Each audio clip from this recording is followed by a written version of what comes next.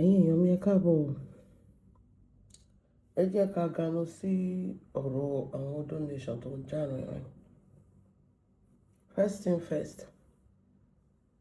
donation, let there be peace. Let there be peace. Sherry, we have bigger fish to fry. Do you get it? We have bigger fish to fry. Sherry, ẹ má jà fún àwọn olùyà lọ́rọ̀ sọ. They are waiting. They want to see the outcome. They want to laugh at us. They want to manipulate. Wọ́n dẹ̀ fẹ́ jẹ́ kí a ṣe. Sherry, when there's no problem, don't let us create problem. Tí o bá ti sí wàhálà, má jẹ́ máa wá wàhálà. Mo rò pé mi ní ṣe fídíò yìí ni because I be like, kò sọ̀rọ̀ lórí ẹ̀. But I want to analyze it. Ṣé dẹ̀ mọ̀ pé analysis tèmi ó máa ń gbá ski gan. First thing first, congratulations to Mamacita on the opening of our shop. I think that's another shop. I don't know. Congratulations. But prior to now, you come and trend on social media. Can you share that? I only saw it like once, and no, I think we'll feel like sharing it. Not for it or spite. It's just that she has moved some kind of move that I think she has let us understand that this is the side she's on. You know, sometimes you can be in the middle and don't know, that's anybody or me or anything. You know. But she has let it, you know, obvious way. This is the side. In fact, she even throw shade. So when somebody show you who they are, believe them. I know they give people second chance. You just saw what Wonola, Mamacita, what they go through, and what the army boss, they were dragging Dorcas into the matter. And when she came out from police custody, she too, she was there. They were flagging her account. They were shaking it. You just know what that nonsense that happened all those times. Okay, you come up info. Donation. Please, we have bigger fish to fry. Yapo has known Mamacita. No, let me put it this way. Auntie Yapo and Wonola, they are way closer. They are not celebrity and speaker. That's not the friendship between Wonola and Auntie Yapo. They are more like friendship. One may not be a celebrity. Auntie Yabo not be a celebrity now. But Wonu and Auntie Yabo, they are both, you know, friends. Like friends. Whereas Mamacita and Wonola, they are celebrity and speaker relationship, not she. There's a two difference. Remember. There's a reason why Wonola can walk Iyabo when Iyabo is doing the wedding of her daughter. And there's a reason why Mamacita is a guest on that wedding. Are you paint a picture? We are already there. Can you understand? We are already there. So let us accept Wonola and Iyabo are not speaker celebrity friendship. They are real friends. But Mamacita and their supportive speakers are, I saw this update from Etun. And let me tell you, let me say this before I start. She's not totally wrong. Agbekale. Sherry, we know she's not lying. She's not totally wrong. If I am the one. Sherry, intuitive thought. Òyìnbó yẹn ó lé lẹ́nu mi, ẹ má bínú. Ṣé intuitive àbí intuitive? Kàwé bí báyìí. Ṣé rí bí pé òun rò nǹkan sínú ó wá ṣẹlẹ̀. I personally don't have an issue with Queen Mother. Ìgbà tí Mamacita ṣí ṣọ́ọ̀bù, Queen Mother was there to, help her, celebrate her, and she came. Only most of you pay celebrity, speaker, supportive relationship. Now méjèèjì jọ ń ṣe. But Emiri, I don't think anything of it. Why? Because scratch my back, I scratch your back. Mamacita has stood for Queen Mother, brought people to a movie premiere. She has done a lot of things for Queen Mother. We are not going to dispute that. And this is our own time. If Queen Mother is paying, it's nothing to me. But now we are not in that level. Queen Mother didn't do anything wrong. Scratch my back, I scratch your back. No matter what I say. But when it comes to the friendship level with Amawanola, is another thing entirely. Should you understand? But living for you friendship wo, kò fojú kíní wo. Relationship àwọn méjèèjì ọ̀tọ̀ọ̀tọ̀ ni, kò lè gúnra. Relationship Wonola àti Queen Mother ṣe ló dàbí relationship ọmọ ìyá. Relationship Wonola Queen Mother àti Mamacita is just celebrity kíní relationship, not deep. So kò lè gúnra.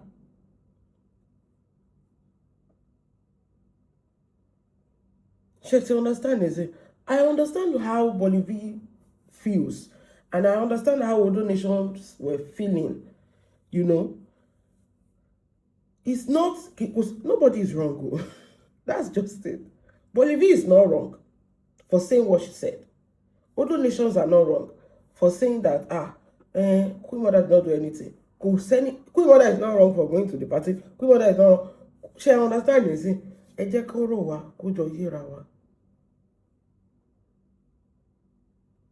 Bolivia can feel a certain way about it. Bino Esherini. Wonola can feel it, but she may not be able to talk, because if Wonola even talk, Queen Mother, Morani, do you think Queen Mother is for you alone? But she might tell me. One can feel a thing about it. She can. If it was me, let's change all these things. I will feel a certain way about it.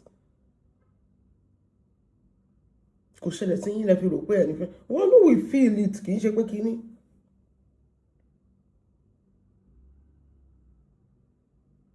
Bolivia is not wrong. Don't get it twisted. But she's not supposed to say it. That is my own verdict. Bolivia is not wrong. But she's not supposed to. Even if Bolivia want to say something like this, not update about it. She should talk to one about it, or talk to Dorcas. Okay, talk to the three of them about it. Three-way call. It shouldn't be something that will be debatable on social media, because it will make the team look bad. You will thought the Bolivia, she's not wrong, but she's not supposed to talk about it on social media. These are thoughts, that's personal thoughts. This thing is not supposed to come to social media, because now it will set Iyabo up. It will let àwọn tó ń ranjú, àwọn tó ń jẹ́gi àṣẹ yìí, wọ́n máa fi ọ̀rọ̀ sẹ́nu wọn sọ ni. Ẹ mọ̀ pé àwọn èèyàn pè tẹ́lẹ̀. So if Bolivia feel a certain way about it, she could have called Wonola, or call Wonola and Dorcas. The three of you talk about it. Without even the other nation knowing.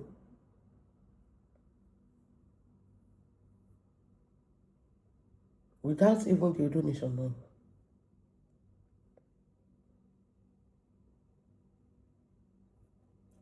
So explain it for you, so you will know exactly where I'm coming at.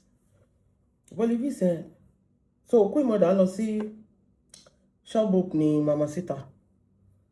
She's paying her money, you know. And Mamacita has already done something like that for her when Queen Mother 2 was doing a movie.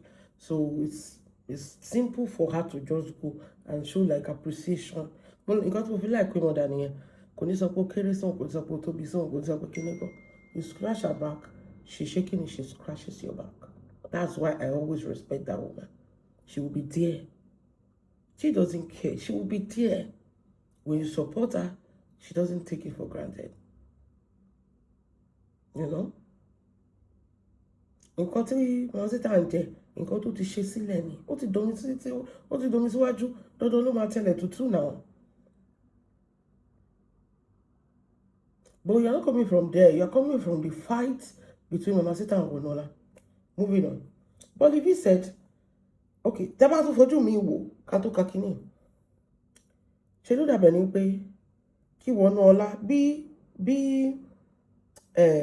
Ṣọlápé Lizzy bó ṣe ń gbé ọmọ àti Ìyábọ̀ Ṣépè kí Wonola kó wá lọ máa bá Ṣọlápé ṣe kó dẹ̀ pé rẹ̀ lọ́rẹ̀ẹ́ Ìyábọ̀. Think about it like that. Ṣé mọ̀ pé Mamacita gbé ọmọ Wonola ṣépè. So bí Lizzy ṣe ń gbé ọmọ àti Ìyábọ̀ ṣépè kí Wonola náà lọ máa romance Lizzy. Ṣé mọ̀ pé Ìyábọ̀ too will feel a certain way about it. It's simple. Tẹ́ bá sọ pé Wonola ò feel it, she go feel am. Kò ní lè sọ̀rọ̀ nítorí mọ̀ pé tóun bá sọ̀rọ̀ they go drag her. You know? And I feel like since Bolivi feel this way, she should have talked to her privately. Like, call Dorcas. You know, stand for her behind. Because this thing, because see, she based on social media, is going to make her look bad. It's going to, she understand. People cannot think outside the box. So they cannot think that, okay, this is not about hatred. She's not saying it from a place of hate. She's just saying it that how would this person feel? Because if it was me, I would feel a certain way as well. The truth be told. This is somebody, only is a friendship. For you to walk me down the aisle when my daughter is doing marriage, it's not just anybody. It's the friends of the friends of the friends of the friends that you know, these are my circle. Even me, Bolivi is not wrong. I will feel a certain way. But you know the condition to one leg. She's not even supposed to update about it. Because it's going to, oh madam, first subject anti Ìyábọ̀. Because people cannot think to bully. You got to my Johnny here. Oh, they're my tie, maybe I want donation. Why don't she drag you one into this whole thing? Even because she may be feeling it and not talk. But now that you talk about it, worry. Because if you had not talked about it, I won't be doing a show about it as well. So I want please settle it behind the closed door. Don't even I want to read now, but something you know, for peace to reign. When most of Latin of I want me but in Suku, lórí update it coin, Bolivi. Nathan of one me but Bolivi said, let me read the update. Am I seeing it right with my old eyes? Okay, grandma in Bolivi. Is it that Iyabo Ojo? Is that Iyabo Ojo at Elede Olabanji in Mamacita chemical shop? You wish Auntie Iyabo ló wà ní shop Mamacita yẹn. Now wow. Wonu dey your lane abeg. Now you I blame. Allowing betrayal in your friendship. What rubbish, no more friends. Support. Ó dàbí ẹni pé tó bá ń kọjá lọ lọ́nà tó rí èèyàn tẹ́bí ń pa àbúrò ọmọ kékeré lójú títì tó ń tọrọ tó kọwọ́ sápò tó fún ọmọ yẹn. You are just supporting. Kò jẹ́ ẹni ò jẹ́ nǹkan kan náà. Ìwọ kàn fi ṣe pé okay àti Ìyábọ̀ being at Mamacita's party, it will mean a lot to Mamacita. She understand. You know, It's just a support, nothing more, nothing less. But at the same time, if you know, in your tuition for mommy, you supported the person. Like if Wonola is supporting Lizzie now, because it's not Lizzie. He Wonola call on show support for kí sọ pé Aliu. Àbí kí Wonola lọ sí wedding Z-Dog. I want to support this person. And you know how this thing is connected. You will feel it with anybody in your niwa. Try to understand this. But only most of sometimes, but let us use maturity ká fi gbé. She understand? Ẹ jẹ́ a fi maturity, ẹ jẹ́ a fi ṣe kíni, ẹ jẹ́ a fi gbé. So that kò ní máa di iṣu àtayàn. So people talk. Àwọn èèyàn sọ̀rọ̀ because you know. Àwọn wèrè tó ti ń dúró náà, àwọn tó ń wò ṣẹ́jú akàn, àwọn yẹn náà wọ́n ti bẹ̀rẹ̀ sí ń gbé ẹ̀rù káwọn yẹn ò rí content ṣe náà tẹ́lẹ̀, so ìgbà tán ríru kíní ìbáyìí ẹkún dé.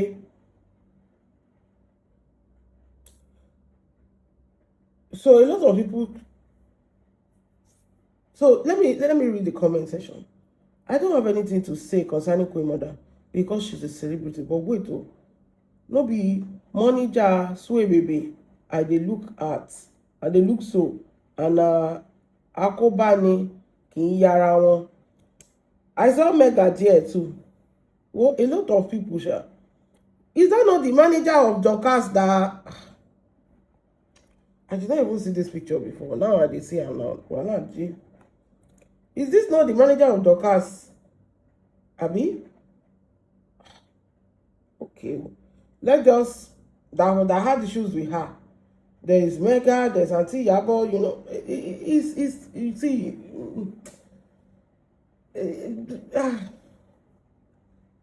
just, Sherry, let me tell you, the only person that is innocent there is Queen Mother. She's just doing it like, pull me up, let me pull you up. She's not doing it out of spiteful, out of hatred. She's not that person. Every other person there, both Mega, both Guinea, she won't be Mega, she updates, nígbà tí arrest Mamacita. They all know what they're doing. But Queen Mother is the innocent person there that just be like, oh, you've been there for me, I'm going to be there for you. Because it's going to mean a lot to you as well. So,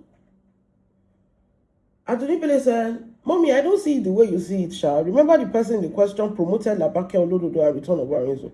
She also graced Priscilla's wedding. So for her to invite Yabo to support her for shop opening is not a big deal. Exactly. So, in what I mean is, people, of course, but I won't worry the one on the other side, but we understand what is going on. And don't let me lie to you. If I'm in Wono's position, I won't be okay. Too, you understand? But she can't talk about it. She will just wave it off like, okay, it's not. I'm just saying, okay, let us assume that this one thing Yabo do, that was say, has she ever done anything? And this one is not like she do it out of hatred or spiteful. She did it to support because you have done it for me. Let me do it for you. She cannot project that Wono and Mamacita will fight. Talo mo pe Wono and Mamacita maja. Kò sí náà. But she was like, okay, because I don't do this for you, and you don't do this for me, let me do this for you. So it's not coming from any spiteful or anything. So, but if we now give it back to them, see all of you crying in my comment section. None of them can take it, but because it is their favorite, they can't see the bad in it. Only most of if you look at this situation very well, you will see that if it was you in that position, you will be hurt a little bit. In your neighbor now, we know we have feelings though. But we should not have put it out there. It should have been something you discuss with the you know, the elite. If you feel a certain way about this thing that can be controversial, you discuss it with the people that are bigger.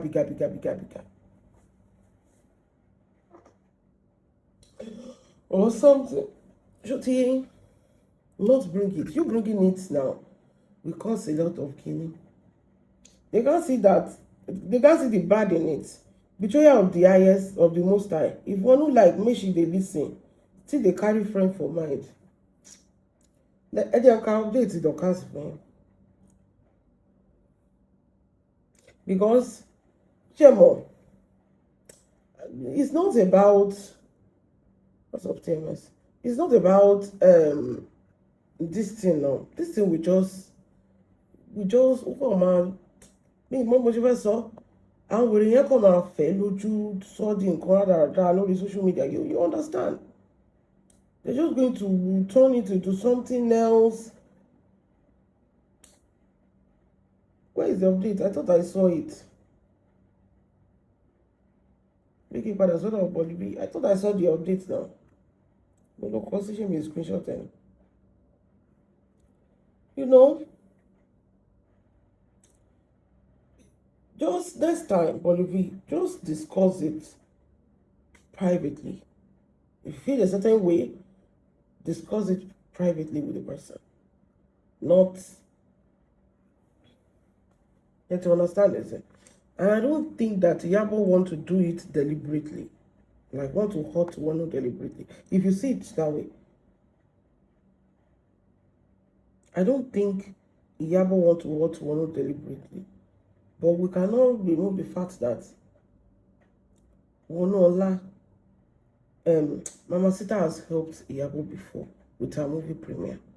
In fact, still by Shepe in Konto de Tony Kawawo, nobody by now a lot of us will have shared Mamacita's shop, Kenny, you know.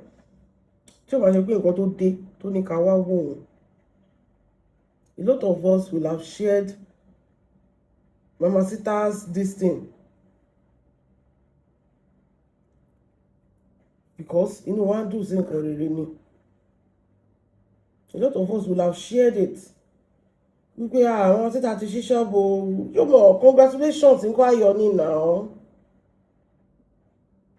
We will share it. We will say, this thing, oh, hey, Mamacita, oh, this and that, and that. You know. So because in go to day to ṣẹlẹ̀ yẹn, in go to jẹ́ kí oníkálukú tí wọ́n fi ṣe kíni tí wọ́n fi sún sẹ́yìn nìyẹn pé wo you have picked yourself, you try to manipulate and say that some people are flagging your account, you try to, you know, I don't even understand the fuck she was doing. I have a business, I have a different, you know, anger issue from Mamacita, which is different from one your last thing. Now she, as when she came back, she's trying to be like Shemo. She wants to pick a fight with Odo Nation that has nothing to do with whatever it is that happened to you.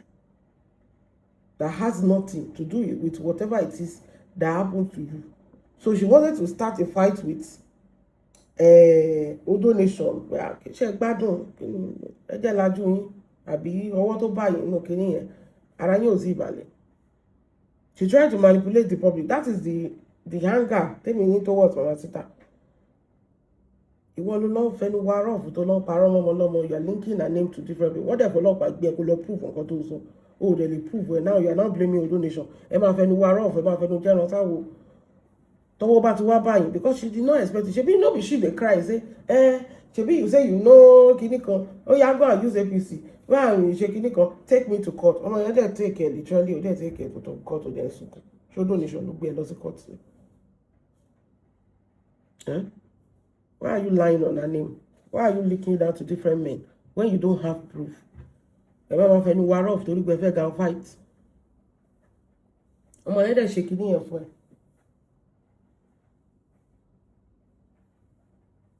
So here, mo ti rí update Dr. So.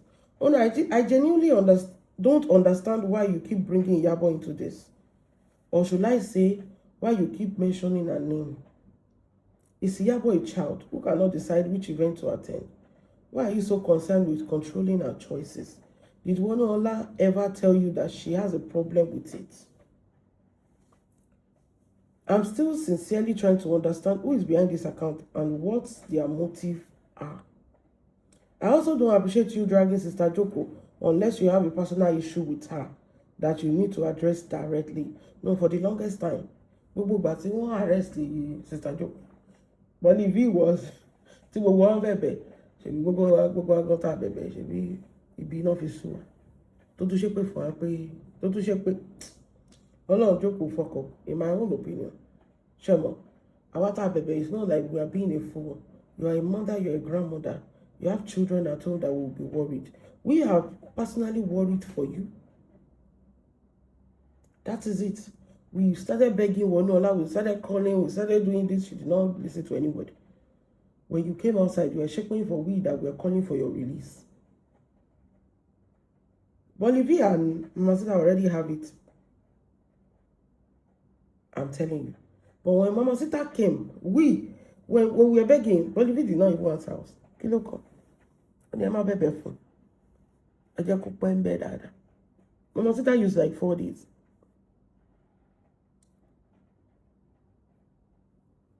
So they have their issue prior to the one on last case. But she made it clear that I'm not going to beg anybody. When Mamacita come outside, I want to beg, go to stand for Mamacita. You be called official one. You be calling me go to president. Yes, that's where I have a personal problem with Mamacita. She showed that baby where I want. You will see the way people were calling, go job, go forgive, go job, go let it go, go job. Because we understand one thing: if all of us gather together, we gather one, we beg her. I want to or if Mamacita apologizes and be like, oh, I'm sorry for what I said, no be making things like that. And go no I defend say no yama bino. Mommy, body was leaning down for woman will not allow life now. Are we going to dispute all that? Kini Mamacita ṣe ìgbà tó dé. Èpè ló ṣẹ́ fún wa náà. Èpè ló ṣẹ́ tó dẹ̀ to try láti manipulate pé one flag a Naira account. Are you mad? Like, one law report to Naira account. If you have issues with your bank app, go to your bank now. Ṣé owó fẹ́ wọbẹ̀ owó yẹn rí jẹ́ tiẹ̀. Just because they want to buy pity party. Ṣebí torí pé àwọn èèyàn tètè court ẹni. Even the doctors when they talk, ṣebí orí ẹ̀ ló fẹ́ fi fún àgbọ̀n. She wanted to come for you. That is what they were pushing her to do. And she tried. If you want she want to use you to buy pity party for people to donate to her. But now you're like, are you okay? You know?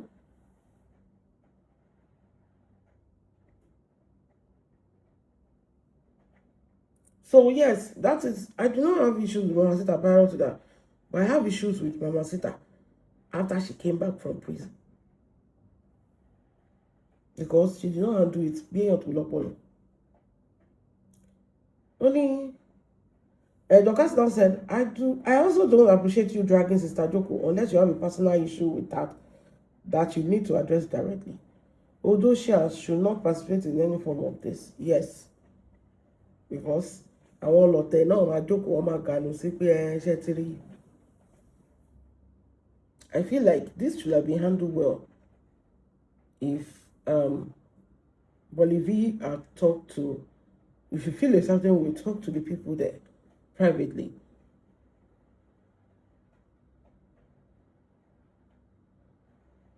And Auntie Yabo is just doing, she's not doing it from a place of hate. She's just doing it like, oh, you've been there for me. Sure, the project now, where Mamacita Mabawono Jan.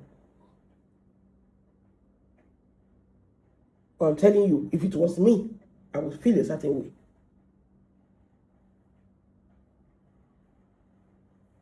Mamacita was cursing one of those children. So this thing is justified. She deserves any bad goals she's getting. She deserves. Dorcas, when Mama was eating Igi Ashe for your son, you did not see the way we give it to her. She deserves any bad goals that she's getting. Mamacita is not innocent. Do you know how many shows she did for Wonola? Do you know how many defamation shows she did? She deserves it. But not just this way. She know if Bolivia has done it like this, if Bolivia has not used the Yabo attack Mamacita chemical shop with she gbogbo nǹkan tó ṣe ń fi ilé ayé ẹ̀ ṣí, òun náà kọrin sí yẹn, òun náà ṣe kinní kan sí yẹn, ó ṣe kinní kan, it is a different ballgame. I would have even loved to appreciate ìyẹn gangan máa ṣe ẹ̀ without involving Iyabo, because you are supposed to have understand that Iyabo is like a neutral person there. I mean, attack Mamacita. Bẹ́ẹ̀ni, ó máa jẹ gbà ni. Èmi gan mi ò lè no. Èmi náà bẹ̀bẹ̀ náà. Ẹ mọ̀ pé mo bẹ̀bẹ̀ ni. Bolivis sọ fún wa pé ṣe gbogbo ẹ̀yin tẹ̀ bẹ̀bẹ̀ ọ̀bí ṣé kò dá yín lójú. Àdàbà sí ó ní prostrated. Mọ̀mí gbé bọ́dì was kneeling down. Ṣé mo kúnlẹ̀? Mi ò rò pé mo kúnlẹ̀. Because our fi ṣí pé we are all speaker. Ìgbà tó arrest Mamacita tó wà níbi tó wà ṣebí dọ̀kásì ló ń drag ló online bíi pé dọ̀kásì ló wà arrest ẹni. I don't understand. So it's not like she doesn't deserve it. She deserves it 10 times. Ó kà mí lára. She deserves it shaking it 10 times. But without Queen Mother, that's just it. Because Queen Mother is just the only innocent person there. So she's just trying to pay back a favor tí woman ẹ̀ ṣe fún nígbà tí ẹ̀ náà. So that's just it. So ẹ má bára yín jà. You understand? Bolivi, please read your room. I don't have an issue with you. It's not like you're totally wrong here. But read your room. Next time, go for her. Leave Queen Mother. So that kò ní máa fa ṣẹ̀rí ó dàbẹ̀ ni pé ìgbà tí àwọn tí ṣe bí sí wèrè àbí somebody tó gbé ọmọ dọ̀kásì jáde tẹ́yìn náà ṣe dá padà fún ọmọ Àbíkẹ́. Mo rí update yẹn mo kọ̀ rẹ́ wèrè làwọn ọdún lè ṣe bàbá wèrè tó gbọ́ ọmọ dọ̀kásì jáde. Báwo lèèyàn ṣe nílé post ọmọ easily ní online? Ọmọ ṣe birthday ẹ máa update fáwọn ọmọ sórí yín dàrú. Tẹ́ bá rí bọ́n ṣe drag ọmọ mi sọ̀rọ̀ bí Láyọ̀ ṣe máa ń Láyọ̀ gan kàn ṣé Láyọ̀ ti kú ni? Èmi Láyọ̀ ṣe wọ́n sọ pé òun lọ vacation ní odidi ọdún kan làwọn fi ṣe vacation. Tí Láyọ̀ máa update ọmọ dọ̀kásì tó máa búlì ọmọ lọ́mọ. Ọmọ Mèsòrò ló máa forí jẹgba. Ṣèbí Mèsòrò ló ń support. Ẹ kúrò lórí ìyá ẹ lọ sórí ọmọ ṣẹ̀ṣẹ̀ gbádùn. So, things like that. And make them feel pay, let peace reign. And Bolivi, you are not just an updater.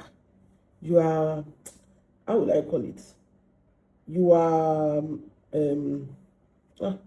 how does she want to say, right? Like you are matured. So the way best you might be calling, irú àwa àti decode gbogbo nǹkan tó ń ṣẹlẹ̀. But most of these people, they don't get brain to understand where you're coming from. That is it. They don't. They can't understand what you are saying. But you understand. She understands everything you said. I understand. One who understand. A lot of them there, they understand what you are saying. You are not wrong. Kò tí ẹ̀yẹ́ kẹsàn ni nǹkan téèyàn máa fi sínú téèyàn máa fi ṣe understand tó yẹ pé inú èèyàn ló máa wà tó ò ní sọ síta. But I love that. Ó kàn dá gbogbo ẹ̀rù ní gbà kò tí ẹ̀rọ anybody ṣe. If people can, life will be okay if people can do like that. But if we take the situation to another level, if it was Wonuola in the position of Queen Mother and Mamacita has done something to Queen Mother or caused her children before, Wonuola will not go. Do you know that? Wonuola ò ní débẹ̀, ó lè fowó ránṣẹ́ àbí kó fẹ́yàn ránṣẹ́ kò ní débẹ̀ because she will be like, how will this person feel? You'll be tèmi náà nìyẹn. I will be like, how will this person feel? I'll put you before myself. If I know that it will make you uncomfortable, mi ní débẹ̀. You understand? But let's give Queen Mother a pass because she's not a bad person. She's not a bad person. She's just doing it for I want people not to support me. I just came in not support her. She's not doing it. Let's give her this one. Let's give her this one. Because ṣe mọ̀ pé àwọn ọmọ wọn tó ń sínwé lókè lọ́hùn irú nǹkan báyìí ló máa dùn wọ́n nínú pé ṣe bọ́ọ̀ sọ ṣe bẹ́ẹ̀ sọ pé torí out of context yẹn sí wọ́n sọ pé ṣe bọ́ọ̀ wọ́n sọ nígbà yẹn pé why is Iyabo Ojo doing with all these people that are hater that do not like her kí ló ṣe pẹ̀lú àwọn fracas people ọ̀rọ̀ tí Bolivi yìí sọ yìí náà ni àwọn yẹn tún máa dìmọ̀ ń sìn pé ẹ̀ ṣe báwọn ti sọ tẹ́lẹ̀ àwọn àmẹ́bọ̀ ṣe ti dọ́dọ̀ wọn ṣe ti gbọ́ nǹkan tó sọ pé bí we were saying it na pé mọ́dà yìí ṣe kí nìkan ṣe fún ọ̀nà ló ti ń ṣe yín ló ti ń ṣe sí yín náà sí báyìí so ẹ má jà fún wọn lọ́rọ̀ so ẹ jọ next time let's just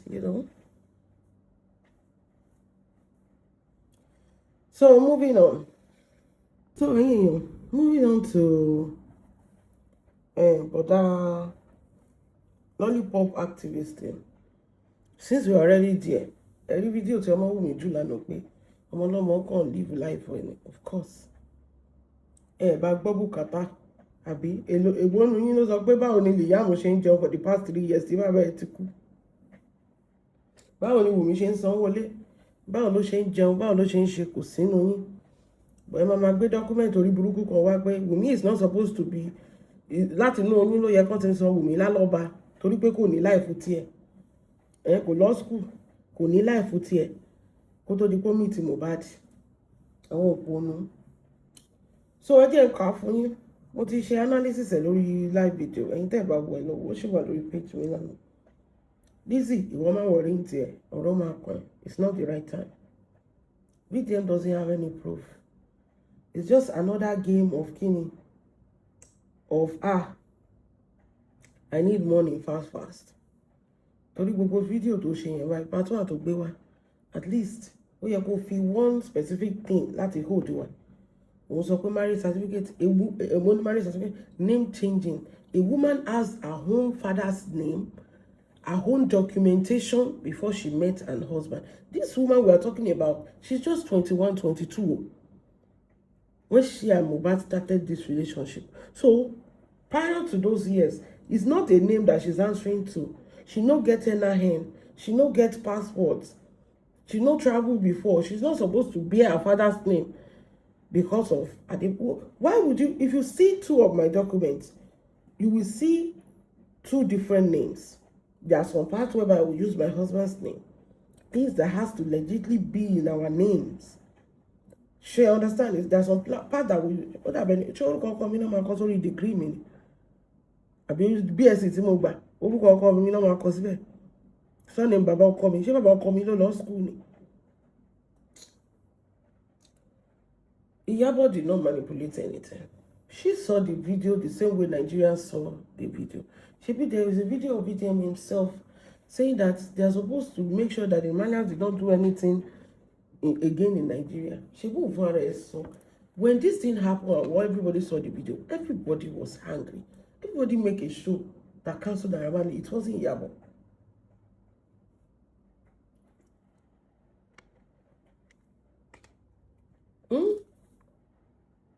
Everybody make a show when we saw the video.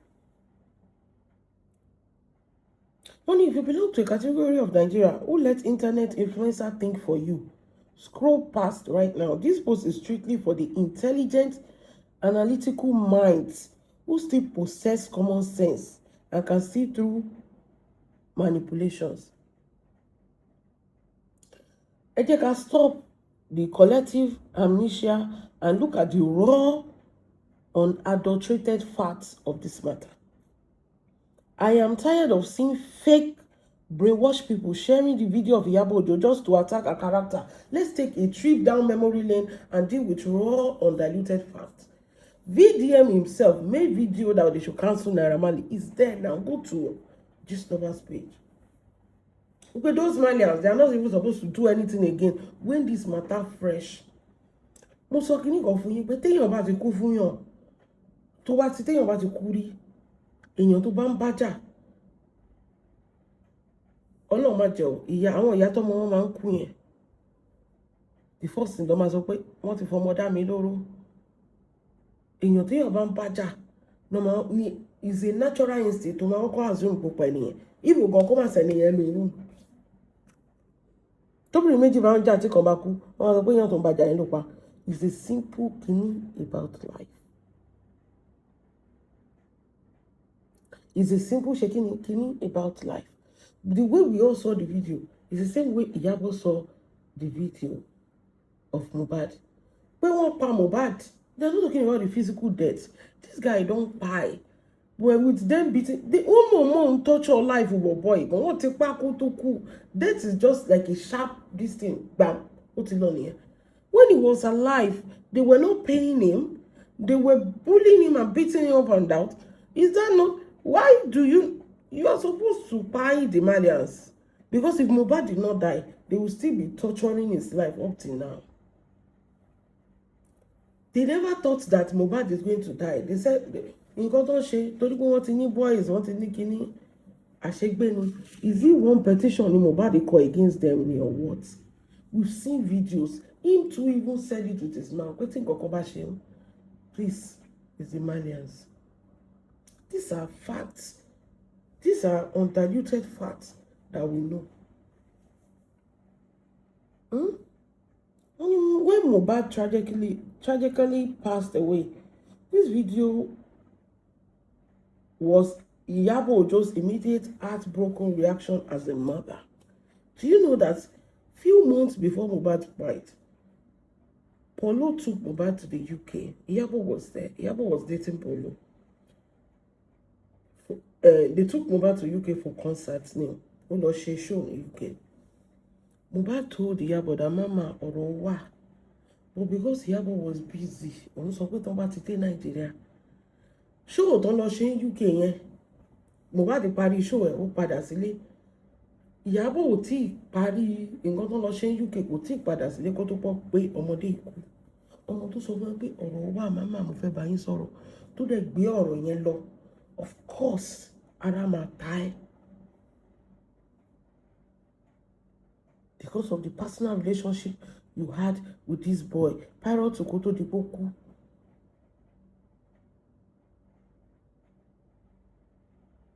Ara máa ṣe kí ni? Ara máa ta ẹ́. You would think that maybe if I had listened, maybe if I had done more, maybe if I had shaken it.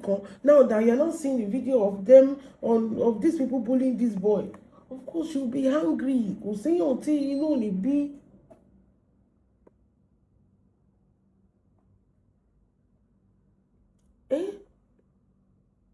She watched the horror, the agony footage of Naira Marley and Sam Larry brutally beating and harassing Mohbad. Is it a good? Yàtọ̀ sí pé wọ́n know Mohbad káàkiri. If you don't want to take that, Mohbad ti lọ report to police station. Pé Sam Larry yìí sọ pé lẹ́kọ̀ọ́ yìí àwọn mi sọ pé òde dó sẹ́kọ̀ọ́ yìí. Mohbad gbé wọn lọ sí kóòtù o. Mohbad filed a petition against them in the police station. Ó gbé wọn lọ sí kóòtù pé wọ́n sanwó wọn fún wọn. Àwọn bọ̀bọ̀ yóò sanwó fún Mohbad tó di kókó. Àwọn bọ̀bọ̀ yóò sanwó fún Mohbad kó tó di kókó.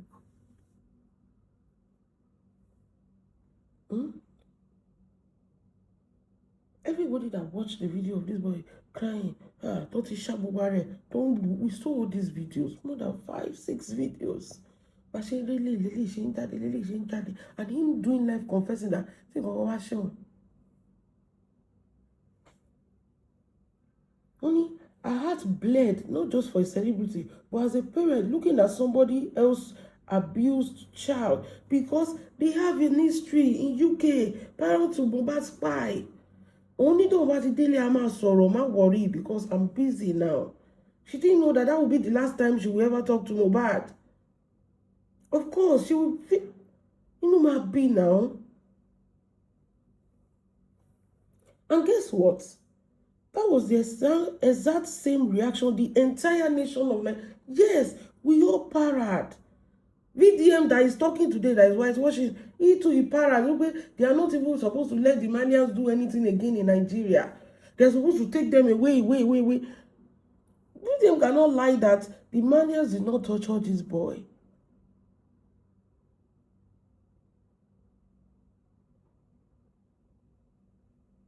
èèyàn tó wà paranoid ṣe bí ìyá ẹ̀ sọ mọ́mí ẹ má tí wà ń sìn o èmi gan bíbá ìtí mo wà mo fẹ́ tètè kúrò ń bẹ̀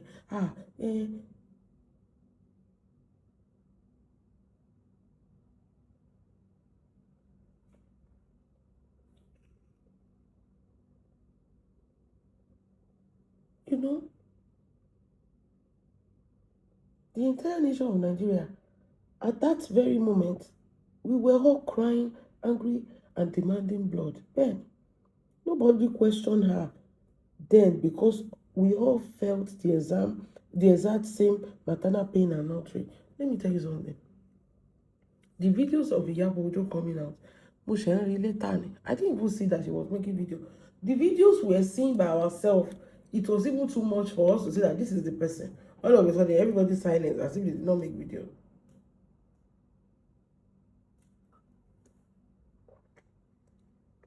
The video Iyabo was making, we are not even seeing it compared to the video of Mohbad that is trending and different people making videos.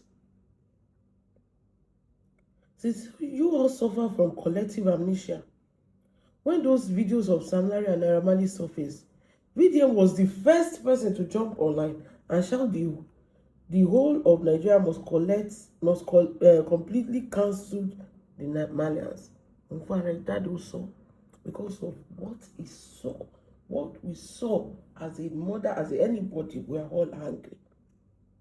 So how can the exact people using Iyabo's video against her today conveniently forget that alongside their master VDM had the same God bless you. We cannot castigate Iyabo for the thing that the entire nation did based on the video that the entire nation saw. There was protest. I need to video Iyabo. Video Iyabo. Later, I'm going to video Iyabo. People were protesting. There was chaos.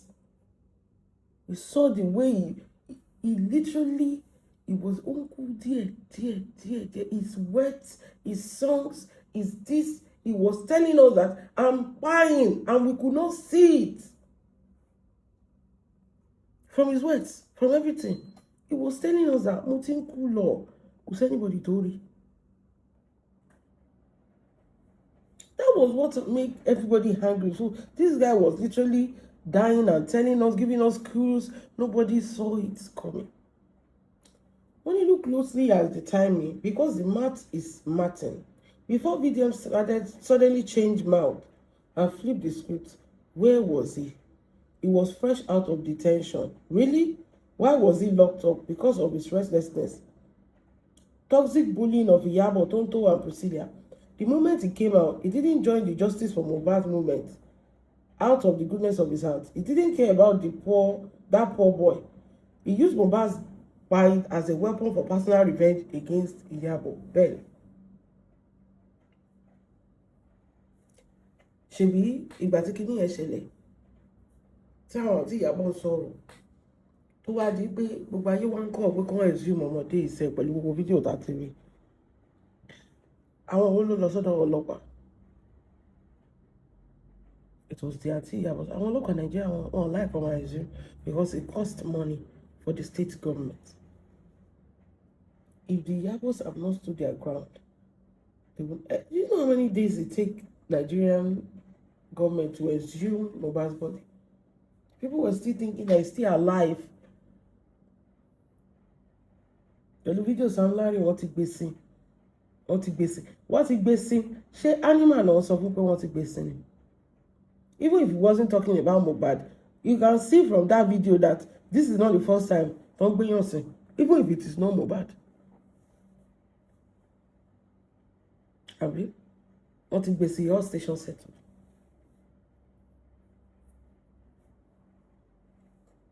Only he took a simple, harmless WhatsApp group chat, twisted the narrative. Ìgbà tí wọ́n fẹ́ ṣe tòkú Mohbad, people will come together. This is this boy, this is it. I fẹ́ ṣòkú ẹ̀ dáadáa, ibi tó ṣe sí yàn down. They will talk about it. Gbogbo ìgbà táwọn èèyàn ṣe bó ṣe máa ṣe Mohbad VDM, ó ṣorí burúkú wọn búlì wọn ni kò lówó tó fẹ́ sọ èèyàn tó yẹ pé gbogbo ìgbésí ayé kò fi ọwọ́ ṣiṣẹ́ kó fi kówó jọrí bábà tó ń ṣe sórí nǹkan kan mú bọ̀ mẹ́. We can't that 300 million fún yàn kó má lè yọ business jáde kó tún ṣì wá máa tọrọ. Only he took a simple harmless WhatsApp group chat, twisted the narrative and manipulated it to feed the unthinkable, ungrateful portion of the public. He weaponized Iyabo motherly empathy against her. He created a bloodthirsty cyber mob, destroyed her hard-earned reputation, and guess what? He laughed all the way to the bank, making massive engagement money off the back of the dead boy and a slandered woman. Exactly. We could, yeah, whoa. First to do no dey pain. You see my ta ló fún wèrè ẹ̀ lówó. Ẹ̀rí tó ní owó NGO ti tán wọ́n á dà mí. Wọ́n ti ẹ̀ dáná.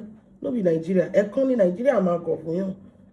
Ebi á pa ẹ́. Ebi ọmọ mọ́nàmọ́ná kí ló máa ń pa mọ́nàmọ́ná kú. Ebi ni. Vivian, wo ebi máa pa ẹ́ ẹ̀mí àbẹ̀bọ̀. There's absolutely nothing on this woman because the VDM bá ní no be VDM wey we know. VDM to track e be lord in China. No be the same VDM wey we know. 3 years, he never say anything against Iyabo. She did nothing wrong except care too much. The cross-screaming attack today is strictly divided into two miserable camps. The VDM zombies. The blind follower who have surrendered their brains. VDM acts like a master throwing a bone to a pack of dogs.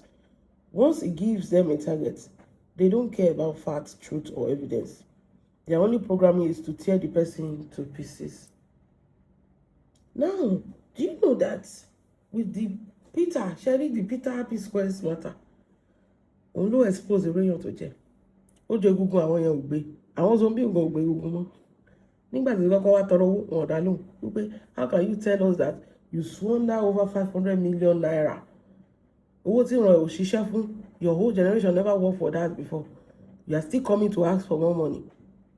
You to go and work now. If you know that you èèyàn tó sọ pé òun fẹ́ ṣe foundation tó jẹ́ pé donation ló fi ń ṣe foundation. I'm not. If you know you want to do foundation, go and work. Ìgbà tí ti P-Square ṣẹlẹ̀, ó jẹ egungun gan àwọn ọmọ bí yẹn ò gbé mọ́. Àwọn ará àtò jẹ egungun mọ́. Wọ́n ti ń jẹ bẹ̀ta. Ìgbà gbogbo wọn padà lẹ́yìn ẹ̀rọ wọn fọ́lọ́ ẹ̀ pé rubbish wò lélẹ̀. Only the blind hater, the jealous and small-minded people who have always been envious of Iyabo's success, of course, beauty and strength. They are just using their waves to vent their personal frustration. Stop being stupid. Stop letting online influencer dictate your morality. A mother grieves and desire for justice is not a crime. Ọjọ́ tó gbé VDM, wọ́n arrest VDM lásán. Ẹ̀rù bí ìyá ẹ̀ ṣe ń ké. Ní báǹkì náà ti arrest VDM. Ìyá ẹ̀ tó lọ jalè, tó lọ jí owó, tó lọ gba lóònù tí ó san tó ń jalè. Ṣùgbọ́n báǹkì ìyá ẹ̀ ń ké ní báyìí. Tábà sọ pé tí VDM bá kú, ṣé ìyá ẹ̀ ò ní sunkún? A mother grieves and desire for justice is not a crime. Iyabo will just stand clean. That is it. This guy doesn't have anything on Queen Mother. Anything on this one. He's just manipulating up and down. He's just manipulating up and down. You don't need to hate Iyabo Ojo or anything. Nobody's telling you to do anything. Well, to like Iyabo Ojo or anything. But if VDM gets some, VDM 3 years, show Madi in the next 15 years, go to read anything on Iyabo. No time, but I expect go so. Only video footage, if you Iyabo ti ga Mohbad long, and if you Wunmi ti ga Mohbad long, if you don't get that, you don't get anything. Gbogbo Wunmi was Aloba. One person is Aloba. One person is Omowumi. Omowumi Aloba can also be Omowumi Adebanjo. It's still one person. That doesn't change. She's Omowumi Adebanjo from her father's house. She's Omowumi Aloba when she got married. Period. Every married woman. That is how it works. Are you this daft? They don't do anything for your mama. For you to know that your mama carry in Papa's surname, come husband house and change their name. Because I don't understand. Now marriage certificate will be a problem. It is well. There's some coffee. lórí kéèsì Mohbad. Ẹ má believe ọmọkùnrin. Àwọn èèyàn tí wọn ò dáwọ́ GoFundMe wọn. Ó dẹ̀ ti lọ commit in China. Ó fẹ́ lọ bùgà. Ó ti rò pé ọmọ tó rákàrà tó fún lákàrà ni. Ó ti rò pé bí owó foundation ṣe máa lọ ni àwọn èèyàn dààmú. Ẹ̀kan ní Nàìjíríà máa gọ̀. Number 2, ti P-Square. Ó ti rò pé mùmú láwọn ilé ìgbọ́n ṣe àwọn sọ ní àwọn wake up pàápàá. Now, ó wá gbé ọ̀rọ̀ Mohbad wá because out of desperation. Ṣé nǹkan tó sọ pé òun gbé bọ̀ nìyẹn tó sọ pé Ìyábọ̀ dé rán kìtìkìtì kàtàkàtà. Gbé because Wumi's name change on the NIN and it changed on the birth. Both is it not a Nigerian government issue kini? You want to do NIN, you go to NIN office. You want to do passport, you go to immigration office. No be Nigeria issue. Báwo ló lọ́mọ ẹ̀ dẹ̀ ṣe ń gba immigration? She went to Tanzania. So she bypassed the immigration with a fake document. And she went to Doha. Doha said bypass in Nigeria. Now Wumi, let me buttress this point very well. Wumi has paid all the police in Nigeria. That's why they could not arrest her. She has paid all the courts in Nigeria. That's why they could not detain her. Now she has paid all the immigration as well. So she has paid all the immigration as well.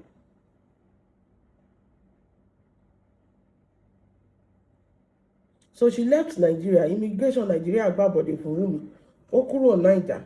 Ó gba immigration ó pòórá. Ó gba immigration kọjá pẹ̀lú fake document. Ó dẹ̀ lọ Doha. Tó bá mú Naija wọn ní mú sílẹ̀ ní Doha ni. Ṣé wọ́n ní? Orí ẹ̀ ti bú ọ̀nà.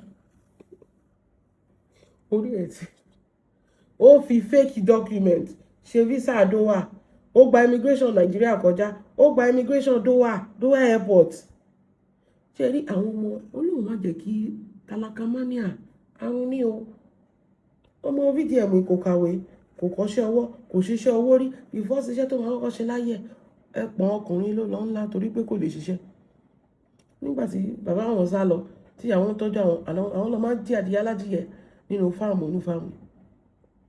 Ibẹ̀ náà ló fi sọ. Lẹ́yìn yẹn ẹ̀pọ̀n ọkùnrin ẹgbẹ́ ẹ̀ ló ń gbé sẹ́yìn. So báwo ló ṣe máa understand pé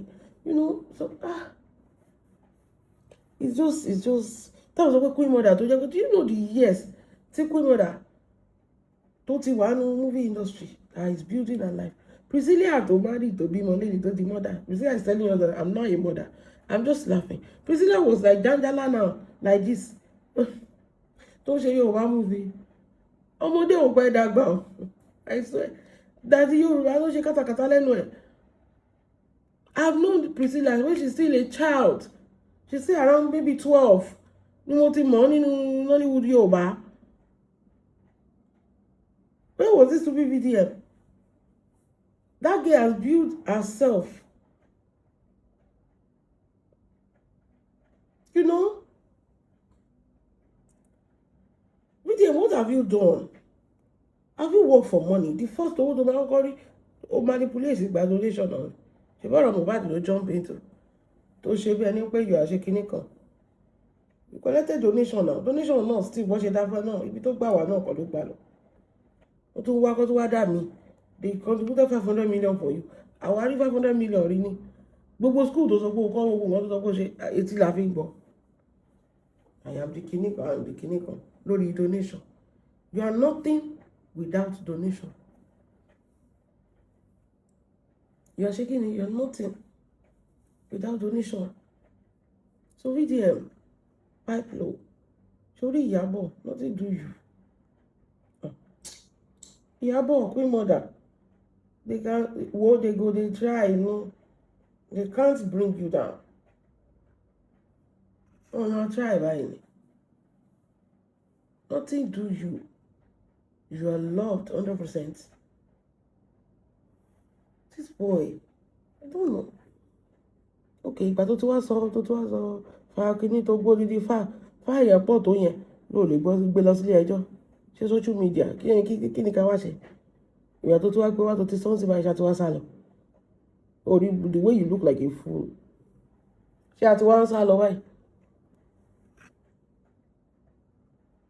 It's uncalled for. Kí ló máa ń ṣe yín náà?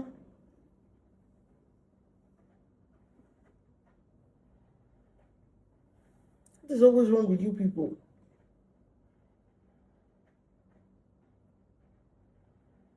Jerry Queen mother. Well, tá lọ bá lọ àbọ̀ ló ń ṣẹlẹ̀ ní sinmi.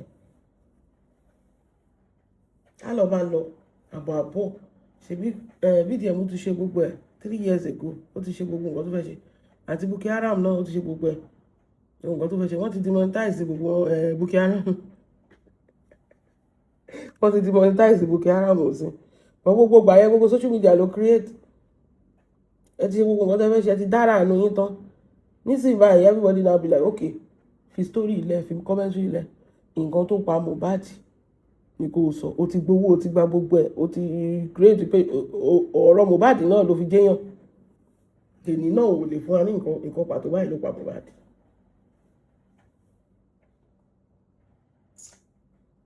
What are you people are just liars.